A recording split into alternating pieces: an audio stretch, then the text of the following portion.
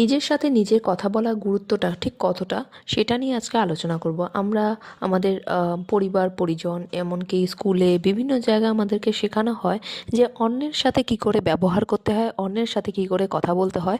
But কেউ কিন্তু আমাদেরকে শেখায় না একবারের জন্য যে নিজের সাথে নিজের কথাটা কীরকম হওয়া উচিত, নিজের সাথে নিজে কীরকমভাবে কথা বলবো সেই জিনিসটা কিন্তু কেউ আমাদের শেখায় না।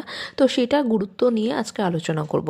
তো আমাদের মধ্যে সব সময় each and every moment, each and every second বিভিন্ন রকম কথা চলতে থাকে নিজের মধ্যে। আর যে কোনো কাজে যখন যাই তখন আমরা নিজেরাই কিন্তু নিজেদেরকে জিজ্ঞেস করি, আরে আমি এটা পারবো তো, আরে আজকে এক্সামটা ভালো হবে তো।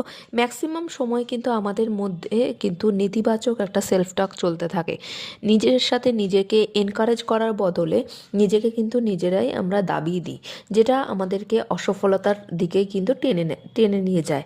যেটার কারণেই কিন্তু আজকালকার দিনে মানুষ বেশিরভাগ ক্ষেত্রেই কিন্তু অসফল ভাবেই কিন্তু এগিয়ে যাচ্ছে তাদের নিজেদের জীবনে, এবং এমনকি তারা একটা সার্টেন টাইমে এসে প্রচণ্ড মাত্রায় ডিপ্রেসড হয়ে যাচ্ছে সফলতা না পাওয়ার কারণে।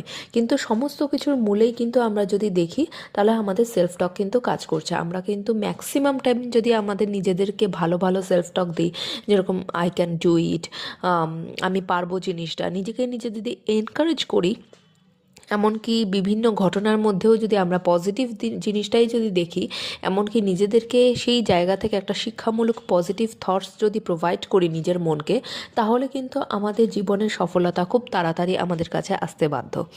অ্যান্ড আপনারা অবশ্যই জানাবেন ভিডিওটা কেমন লাগলো। তখন শোনার জন্য দেখা হচ্ছে নেক্সট ভিডিওতে।